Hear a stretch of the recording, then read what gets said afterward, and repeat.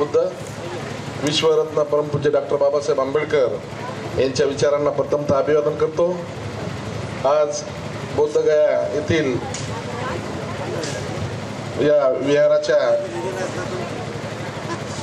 संदर्भात आज या ठिकाणी इथे धरणे आंदोलन ठेवलेलं आहे। त्या कार्यक्रमाचे आपले सर्वस्वी, त्या कार्यक्रमाचे आपले मार्गदर्शक पूज्य भदंत डॉक्टर उपगुप्तजी महास्तवीर, तसेच पूज्य भदंत पयवतजी, तसेच रिपब्लिकन नेते प्रकाशदादा कांबळे, प्राचार्य केशवरावजी जोंधळे, हर्षवर्धनजी गायकवाड, दादारावजी पंडित, जयंती मंडळाचे कार्याध्यक्ष चक्रवर्तीजी वाघमारे, देवरावदादा खंदारे, वंचित बहुजन आघाडीचे जिल्हाध्यक्ष सुनील मगरे, तसेच वंचित बहुजन आघाडीचे युवा जिल्हाध्यक्ष तुषार गायकवाड, टिपके साहेब, शाहीर गौतम कांबळेजी, तसेच पाटील सर, गायकवाड साहेब व सर्व बौद्ध उपासक आणि उपासिकांनो, गेल्या 2-3 तासापासून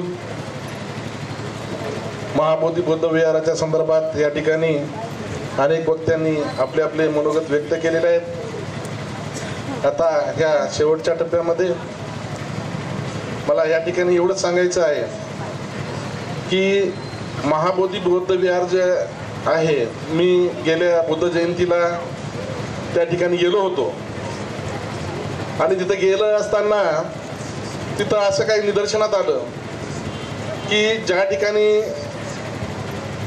बौद्ध विहार, महाबौद्ध विहाराचा जो परिसर आहे, मग ते डोंगेश्वरी असेल, सुजाताचे खीर असेल, अशा आजूबाजूच्याही परिसरामध्ये जिथं जिथं भगवान बुद्धाचं काहीतरी आहे त्या ठिकाणी त्याच्या बाजूला, त्या विहाराच्या बाजूला एक हिंदू धर्माचं एक विहार, त्यांचं मंदिर किंवा त्यांच्या देवदेवतांचे फोटो ठेवून पूजा केली जाते।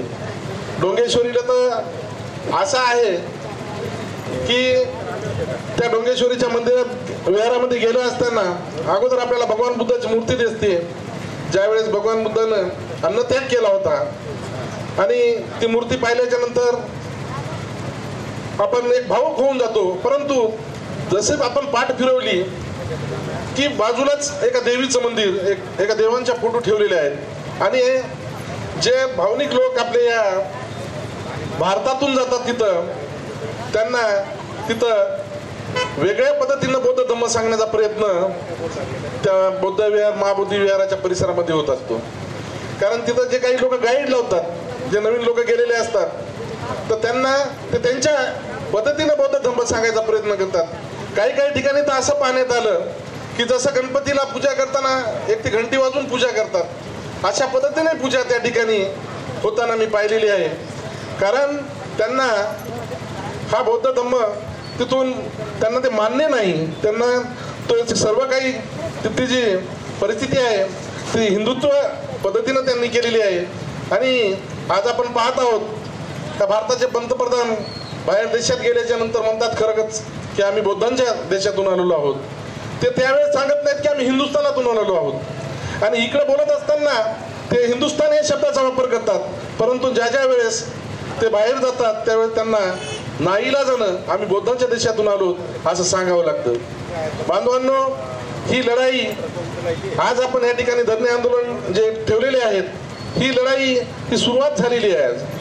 मला असं वाटतं की पूज्य भदंत डॉक्टर उपगुप्त महास्तवीर यांच्या मार्गदर्शनाखाली बुद्धगया ह्या ठिकाणी एक मोठा असा संपूर्ण आपल्या महाराष्ट्रातून, सर्व राज्यातून त्यांच्या कार्यकारिणीच्या माध्यमातून त्यांनी तिथे एक मोठा असा मोर्चा ठेवावा आणि तिथल्या सरकारवर दबाव कसा पडेल यासाठी बंदीजींनी पुढाकार घ्यावा, मी म्हणजे सूचना करत आहे, विनंती करत आहे। कारण बंदीजीला सांगणं म्हणजे हे चुकीचं आहे, परंतु माझी एक इच्छा आहे। आता आमच्या जयंती मंडळाचे कार्याध्यक्ष यांनी सांगितलं की लॉंग मार्च, दादा लॉंग मार्च नका, लय लांब येते, तेवढं सक्सेस नाही होणार आपल्याला।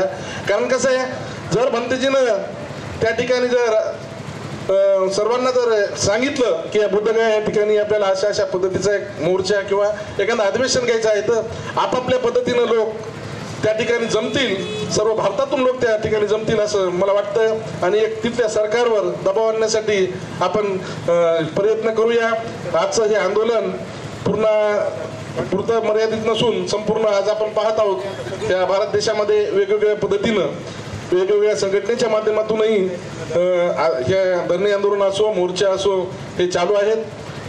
हे तर आपला हा दुसरा टप्पा आहे, कारण याच्या अगोदरच बंदीजनं मला वाटतं 8-15 दिवसापूर्वीच राष्ट्रपतींना भिक्खू संघाच्या वतीनं निवेदन दिलेलं आहे आणि आज आपल्या पुणेतून सर्व बौद्ध बांधवांच्या वतीनं आपण निवेदन देणार आहोत आणि यापुढे हे आंदोलन असंच तेवढं ठेवायचं आहे आपल्याला।